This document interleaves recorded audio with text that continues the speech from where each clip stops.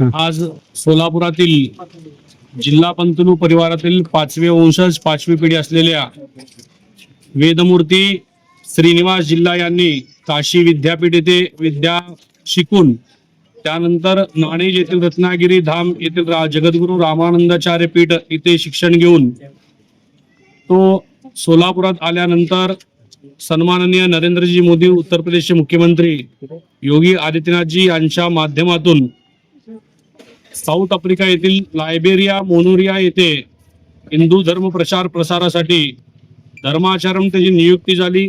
त्या नियुक्तीची पदाची 2 वर्षाची सेवा कार्यरत करून तो आज पुनश्च मातृभूमी कर्मभूमी असलेल्या सोलापूर या ठिकाणी आलेला आहे।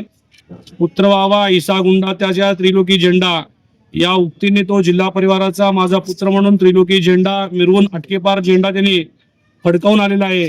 त्यानिमित्त आज त्याचा स्वागत सोहळा संभाजी आरमारचे संस्थापक अध्यक्ष श्रीकांत बापू डांगे, श्रीयुत तात्या वाघमोडे तसेच संजयजी साळुंके यांनी या ठिकाणी स्वागत समारंभ माझ्या स्वगृही करण्यात आलेला आहे। त्यांचा